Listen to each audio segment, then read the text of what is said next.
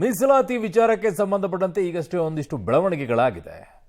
ಏನಾಗಿದೆ ಮೀಸಲಾತಿ ವಿಚಾರದಲ್ಲಿ ಅನ್ನುವಂಥದ್ದನ್ನು ನೋಡೋಣ. ಮತ್ತೆ ಮುಸ್ಲಿಂ ಸಮುದಾಯದ ಮೀಸಲಾತಿ ಹೆಚ್ಚಳಕ್ಕೆ ಈಗ ಸರ್ಕಾರ ಮುಂದಾಗಿದೆ. ಗುತ್ತಿಗೆ ಮೀಸಲಾತಿ ಬಳಿಕ ಈಗ ವಸತಿ ಯೋಜನೆಯಲ್ಲೂ ಕೂಡ ಮೀಸಲಾತಿ ಅಂತೆ.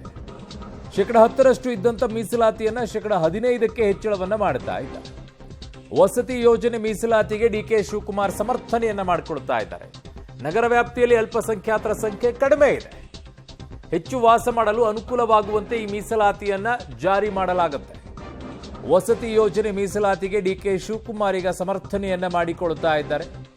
ಮತ್ತೆ ಮುಸ್ಲಿಂ ಸಮುದಾಯದ ಮೀಸಲಾತಿ ಹೆಚ್ಚಳಕ್ಕೆ ಈಗ ಸರ್ಕಾರ ಮುಂದಾಗಿದೆ. ಗುತ್ತಿಗೆ ಮೀಸಲಾತಿ ಆಗೋಗಿತ್ತು, ಈಗ ವಸತಿ ಯೋಜನೆಯಲ್ಲೂ ಕೂಡ ಮೀಸಲಾತಿಯನ್ನ ಹೆಚ್ಚಿಗೆ ಮಾಡಕ್ಕೆ ಮುಂದಾಗಿದೆ. 10% ಇದ್ದದ್ದನ್ನ 15% ಮಾಡೋಕೆ ಈಗ ನಿರ್ಧಾರ ಮಾಡಿದ್ದಾರೆ. ಅದನ್ನ ಸಮರ್ಥನೆ ಕೂಡ ಮಾಡಿಕೊಳ್ತಾ ಇದ್ದಾರೆ ಉಪಮುಖ್ಯಮಂತ್ರಿಗಳು.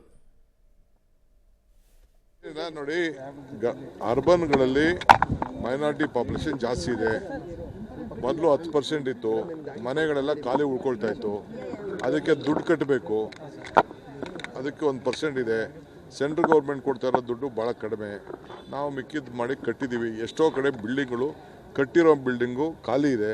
ಆ ದೃಷ್ಟಿಯಿಂದ ಮೈನಾರಿಟಿ ಪಾಪ್ಯುಲೇಷನ್ನು ಜಾಸ್ತಿ ಇರೋದ್ರಿಂದ ಅಟ್ಲೀಸ್ಟ್ ಅವ್ರಿಗಾರು ಆಪರ್ಚುನಿಟಿ ಕೊಟ್ಬಿಟ್ಟು ಅವರೆಲ್ಲ ಮನೇಲಿ ಸೇರಿಸ್ಕೊಳ್ಳಿ ಅನ್ನೋ ದೃಷ್ಟಿಯಿಂದ ನಾವು ಪ್ರಪೋಸಲ್ನ 5% ಇದ್ದ 10% ಇದ್ದ 15% ಮಾಡಿದ್ವಿ. ನೋಡಿ, ಅರ್ಬನ್ಗಳಲ್ಲಿ ಮೈನಾರಿಟಿ ಪಾಪ್ಯುಲೇಷನ್ ಜಾಸ್ತಿ ಇದೆ. ಮೊದಲು 10% ಇತ್ತು, ಮನೆಗಳೆಲ್ಲ ಖಾಲಿ ಉಳ್ಕೊಳ್ತಾ ಇತ್ತು. ಅದಕ್ಕೆ ದುಡ್ಡು ಕಟ್ಟಬೇಕು, ಅದಕ್ಕೆ 1% ಇದೆ. ಸೆಂಟ್ರಲ್ ಗೌರ್ಮೆಂಟ್ ಕೊಡ್ತಾ ಇರೋ ದುಡ್ಡು ಭಾಳ ಕಡಿಮೆ. ನಾವು ಮಿಕ್ಕಿದ್ದು ಮಾಡಿ ಕಟ್ಟಿದ್ದೀವಿ. ಎಷ್ಟೋ ಕಡೆ ಬಿಲ್ಡಿಂಗ್ಗಳು ಕಟ್ಟಿರೋ ಬಿಲ್ಡಿಂಗು ಖಾಲಿ ಇದೆ. ಆ ದೃಷ್ಟಿಯಿಂದ ಮೈನಾರಿಟಿ ಪಾಪ್ಯುಲೇಷನ್ನು ಜಾಸ್ತಿ ಇರೋದ್ರಿಂದ ಅಟ್ಲೀಸ್ಟ್ ಅವ್ರಿಗಾರು ಆಪರ್ಚುನಿಟಿ ಕೊಟ್ಬಿಟ್ಟು ಅವರೆಲ್ಲ ಮನೇಲಿ ಸೇರಿಸ್ಕೊಳ್ಳಿ ಅನ್ನೋ ದೃಷ್ಟಿಯಿಂದ ನಾವು ಪ್ರಪೋಸಲ್ನ 5% ಇದ್ದ 10% ಇದ್ದ 15% ಮಾಡಿದ್ವಿ. ಸೊ ಇನ್ಮುಂದೆ ಪ್ರತಿಯೊಂದು ಕೂಡ ಎಲ್ಲದಕ್ಕೂ ಕೂಡ ಈಗ ಪಾಪ್ಯುಲೇಷನ್ ಜಾಸ್ತಿ ಆಗಿದೆ ಅಂತಂದಾಗ ಅವರಿಗೆ ಮೀಸಲಾತಿ ಹೆಚ್ಚಳ ಮಾಡೇ ಮಾಡ್ತಾರೆ. ಅದರಲ್ಲಿ ಯಾವ ಅನುಮಾನವೂ ಕೂಡ ಇಲ್ಲ. ಏನೆಲ್ಲ ಸೌಕರ್ಯಗಳನ್ನು ಕೊಡಬೇಕಾಗಿದೆಯೋ ಎಲ್ಲ ಸೌಕರ್ಯಗಳನ್ನು ಕೂಡ ಸರ್ಕಾರ ಕೊಡುತ್ತೆ. ಆ ನಿಟ್ಟಿನಲ್ಲಿ ಈ ಹೆಜ್ಜೆಯನ್ನು ಸರ್ಕಾರ ಕೂಡ ಇಡ್ತಾ ಇದೆ. ಯಾಕೆ ಅಂತಂದರೆ ಈಗ 10% ಇದ್ದಿದ್ದನ್ನು 15% ಇನ್ಕ್ರೀಸ್ ಮಾಡಿದ್ದಾರೆ. ಇನ್ನೊಂದು ಸ್ವಲ್ಪ ದಿನ ಬಿಟ್ಟರೆ ಅದನ್ನು 20%ಗೂ ಕೂಡ ಮಾಡ್ತಾರೆ. ತಂದಾಗ ಅದಕ್ಕೆ ಕೆಲವರು ಏನು ತಕರಾರು ಮಾಡಿದ್ರು ಅದನ್ನು ಕೇಳಿದ್ದೀರಿ. ಇದ್ರ ಬಗ್ಗೆ ಬೇಡಿಕೆಗಳು, ಅದರಲ್ಲೂ ನಗರ ಪ್ರದೇಶಗಳಲ್ಲಿ ಇದರ ಬೇಡಿಕೆ ಸಾಕಷ್ಟು ಇದ್ದದ್ದು ಎಲ್ಲರಿಗೂ ಗೊತ್ತಿದೆ. ಆ ಹಿನ್ನೆಲೆಯೊಳಗೆ ಮಾಡಲಾಗಿದೆ. ಯಾರು ಎಲ್ಲಿ ಸಂಪುಟದ ಇಲ್ಲ ಸರ್ವಾನು ಬರ್ತದೆ. ಇಲ್ಲ ಇಲ್ಲ ಇಲ್ಲ ಇಲ್ಲ ಇಲ್ಲ ಅದನ್ನು ಮಾಡಿಲ್ಲ. ಸೊ ಸರ್ಕಾರ ಈಗ ಆರೋಪವನ್ನು ಏನು ಹೊತ್ಕೊಳ್ತಾ ಇತ್ತು ಅಂತಂದರೆ, ಇದು ಮುಸ್ಲಿಮರ ಪರವಾಗಿರುವಂತಹ ಸರ್ಕಾರ ಅನ್ನುವಂಥ ಏನು ಹಣೆಪಟ್ಟಿಯನ್ನು ಕಟ್ಕೊಂಡಿತ್ತು, ಅದಕ್ಕೆ ತಕ್ಕಂತೆ ಈಗ ನಡ್ಕೊಳ್ತಾ ಇದೆ. ಅದರಲ್ಲಿ ಯಾಕೆ ಅಷ್ಟೊಂದು ವಿರೋಧ ವ್ಯಕ್ತಪಡಿಸಬೇಕು? ನನ್ನ ಸಹೋದ್ಯೋಗಿ ಈಗ ಪೊಲಿಟಿಕಲ್ ಬ್ಯೂರೋಯಿಂದ ಸುಖೇಶ್ ನನ್ನ ಸಂಪರ್ಕಕ್ಕೆ ಸಿಗ್ತಾ ಇದ್ದಾರೆ. ಸುಖೇಶ್, ಈ ಹೆಜ್ಜೆಯನ್ನು ಇಡೋಕೆ ಕಾರಣ ಏನು? ಋಣ ಸಂದಾಯನ ಅಥವಾ ನಾವಿರೋದೇ ಹೀಗೆ ಅಂತನಾ? ಅರುಣ್, ಪ್ರಮುಖವಾಗಿ ಮುಸ್ಲಿಂ ಸಮುದಾಯದವರಿಗೆ ಹೆಚ್ಚಿನ ವಸತಿಗಳ ಅನುಕೂಲ ಆಗಿರಲಿಲ್ಲ ಅನ್ನುವಂಥ ಕಾರಣಕ್ಕಾಗಿ ಈ ಒಂದು ತೀರ್ಮಾನಕ್ಕೆ ಬಂದಿದ್ದೀವಿ ಅನ್ನೋದು ಸರ್ಕಾರದ ಸಮರ್ಥನೆ. ಯಾಕಂದ್ರೆ ವಸತಿಯಲ್ಲಿ ಕೊಡುವಂಥ ಮೀಸಲಾತಿ ವಿಶೇಷವಾಗಿ 10% ವರೆಗೂ ಕೂಡ ಮುಸ್ಲಿಂ ಸಮುದಾಯಕ್ಕೆ ಇದುವರೆಗೆ ಇತ್ತು. ಅದನ್ನ ಇನ್ನೂ 5% ಹೆಚ್ಚಳ ಮಾಡ್ತೀವಿ ಅನ್ನುವಂಥ ತೀರ್ಮಾನಕ್ಕೆ ಇವತ್ತಿನ ಕ್ಯಾಬಿನೆಟ್ನಲ್ಲಿ ಅದು ಅಡಿಷನಲ್ ಅಜೆಂಡಾ ಆಗಿ ಚರ್ಚೆಗೆ ಬರುತ್ತೆ ಮತ್ತು ಕ್ಯಾಬಿನೆಟ್ ಅದಕ್ಕೆ ಸಹಮತವನ್ನು ಕೂಡ ಕೊಟ್ಟಿದೆ.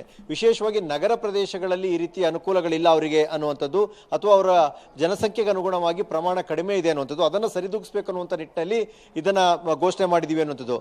ಗ್ರಾಮೀಣ ಮತ್ತು ನಗರಕ್ಕೆ ಅನ್ವಯ ಆದರೂ ಕೂಡ ನಗರ ಪ್ರದೇಶದಲ್ಲಿ ಹೆಚ್ಚಿನ ಅನುಕೂಲತೆಗಳು ಸಿಗದೇ ಇರೋ ಕಾರಣಕ್ಕಾಗಿ ಈ ಒಂದು ನಿರ್ಧಾರಕ್ಕೆ ಬಂದಿದ್ದೀವಿ ಅನ್ನುವಂಥ ತೀರ್ಮಾನವನ್ನು ಇವತ್ತಿನ ಸಚಿವ ಸಂಪುಟ ಸಭೆಯಲ್ಲಿ ಕೈಗೊಂಡಿರುವಂಥದ್ದು. ಅರುಣ್, ಓಕೆ ಸುಖೇಶ್, ಆದರೆ ಇಲ್ಲಿಯವರೆಗೂ ಇದ್ದಂಥ ಆರೋಪ ಏನು ಅಂತಂದ್ರೆ ಮುಸ್ಲಿಮರ ಓಲೈಕೆಯನ್ನ ಈ ಸರ್ಕಾರ ಮಾಡುತ್ತೆ ಅಂತ ಹೇಳಿ, ಅದಕ್ಕೆ ತಕ್ಕಂತೆ ಈಗ ನಡ್ಕೊಳ್ತಾ ಇರೋದು ಮತ್ತೊಂದಿಷ್ಟು ಅಲಿಗೇಷನ್ ಅನ್ನ ಈ ಸರ್ಕಾರ ಹೊತ್ಕೊಳ್ಳುತ್ತೆ. ಬಟ್ ಮಗದೊಂದು ಕಡೆಗೆ ಲೆಕ್ಕಾಚಾರಗಳು ನಗರ ಪ್ರದೇಶದಲ್ಲಿ ಡಾಮಿನೇಟ್ ಆಗಿ ಬಿಜೆಪಿಗೆ ಓಟ್ಗಳು ಜಾಸ್ತಿ ಬರ್ತಾ ಇರೋದ್ರಿಂದ ಅದನ್ನ ಕಡಿವಾಣ ಹಾಕೋಕ್ಕೋಸ್ಕರ ಸರ್ಕಾರ ಹೆಜ್ಜೆಯನ್ನ ಇಟ್ಟಿದೆ ಅನ್ನುವಂಥದ್ದು ಇನ್ನೊಂದು ಕಡೆಗೆ ವಿಶ್ಲೇಷಣೆ ಬರ್ತಾ ಇದೆ. ಅರುಣ್, ವಸತಿ ಇಲಾಖೆ ಇಟ್ಟಂತ ಪ್ರಪೋಸಲ್ ಇದು. ಅಂದ್ರೆ ವಸತಿ ಇಲಾಖೆ ಸಚಿವರು ಕೂಡ ಆಗಿರ್ತಕ್ಕಂಥ ಜಮೀರ್ ಅಹಮದ್ ಖಾನ್ ಅವರ ಪ್ರಪೋಸಲ್ ಇತ್ತು ಅನ್ನುವಂಥದ್ದು. ಹಾಗಾಗಿ ಈಗಿರುವಂತಹ ವಸತಿಗಳ ಏನು ಅಲಾಟ್ಮೆಂಟ್ ಇದೆ, ಅಲಾಟ್ಮೆಂಟ್ ಅಲ್ಲಿ ಸಮುದಾಯಕ್ಕೆ ಸರಿಯಾದ ನ್ಯಾಯವನ್ನು ಸಿಗ್ತಾ ಇಲ್ಲ ಅನ್ನುವಂಥ ಕಾರಣಕ್ಕಾಗಿ ಮತ್ತು ಸಾಕಷ್ಟು ಜನ ಈ ಒಂದು ಸ್ಕೀಮ್ ನಿಂದ ವಂಚಿತರಾಗಿದ್ರಿ ಅನ್ನುವಂಥ ಕಾರಣಕ್ಕಾಗಿ ಈ ಪ್ರಪೋಸಲ್ ಅನ್ನ ಕ್ಯಾಬಿನೆಟ್ ಮುಂದೆ ತಂದಿದ್ರು ಅನ್ನುವಂಥ ಮಾಹಿತಿ ಬರ್ತಾ ಇರುವಂತದ್ದು. ಹಾಗಾಗಿ ಆ ಒಂದು ಪ್ರಪೋಸಲ್ ಗೆ ಕ್ಯಾಬಿನೆಟ್ ಸಮ್ಮತಿ ಕೊಟ್ಟಿದೆ. ಬಹುಶಃ ಕ್ಯಾಬಿನೆಟ್ ಯಾವೆಲ್ಲ ಅಂಕಿಅಂಶಗಳನ್ನ ಇಟ್ಕೊಂಡು ಅಥವಾ ಹಿಂದೆ ಕೊಟ್ಟಂತಹ ವಸತಿ ಯೋಜನೆಗಳು ಇರ್ಬೋದು ಅಥವಾ ಈಗ ಕೊಡ್ತಾ ಇರುವಂತಹ ಯೋಜನೆಗಳಿರ್ಬೋದು, ಅದರ ಅಂಕಿಅಂಶ ಮತ್ತು ಜನಸಂಖ್ಯೆ ಆಧಾರಿತವಾಗಿ ಏನಾದರೂ ವ್ಯತ್ಯಾಸ ಸರ್ಕಾರದ ಗಮನಕ್ಕೆ ಬಂದಿದೆಯಾ, ಕನ್ವಿನ್ಸಿಂಗ್ ಆಗಿದೆಯಾ, ಆ ಕಾರಣಕ್ಕಾಗಿ ಸರ್ಕಾರ ಒಪ್ಕೊಂಡಿದೆಯಾ ಅನ್ನುವಂಥದ್ದು ಕೂಡ ಪ್ರಶ್ನೆ ಆಗುತ್ತೆ. ಸಹಜವಾಗಿ ಈ ತರ ಯೋಜನೆಗಳು ಬಂದಾಗ ಕಾಂಗ್ರೆಸ್ ಸರ್ಕಾರದ ವಿರುದ್ಧ ಸಾಕಷ್ಟು ಅಲಿಗೇಷನ್ಗಳು ಹಿಂದೆ ಕೂಡ ಬಂದಿತ್ತು. ಒಂದು ಸಮುದಾಯವನ್ನು ಓಲೈಕೆ ಮಾಡ್ತಾರೆ ಅನ್ನುವಂಥ ಆರೋಪವನ್ನು ಮಾಡಲಾಗಿತ್ತು. ಆದರೆ ಈ ಯೋಜನೆಗೆ ಅಂಕಿಅಂಶಗಳು ಏನಂತವೆ ಮತ್ತು ಕೊಟ್ಟಿರುವಂತಹ ಸ್ಕೀಮ್ಗಳ ಇದುವರೆಗಿನ ಹಂಚಿಕೆ ಅನುಪಾತ ಏನಿದೆ, ಇವೆಲ್ಲವೂ ಕೂಡ ಅಷ್ಟೇ ಪ್ರಮುಖವಾಗುತ್ತೆ ಕೂಡ. ಅರುಣ್, ಓಕೆ, ಹಾಗೆ ಸಂಪರ್ಕದಲ್ಲಿ ಇರಿ ಸುಖೇಶ್, ವಾಪಸ್ ಬರ್ತೀನಿ ನಿಮ್ಮ ಹತ್ರ. ಸೊ ಹೆಚ್ಚು ವಾಸ ಮಾಡಲು ಅನುಕೂಲವಾಗುವಂತೆ ಈ ವ್ಯವಸ್ಥೆಯನ್ನ ಮಾಡಿಕೊಡ್ತಾ ಇದ್ದಾರೆ. ಖಾಲಿ ಬಿದ್ದಿದವಂತೆ, ಸೊ ಹಾಗಾಗಿ ಅವನ್ನ ತುಂಬಿಸೋಕ್ಕೋಸ್ಕರ ಈಗ 10% ಇದ್ದಿದ್ದು 15% ಮಾಡ್ತಾರಂತೆ.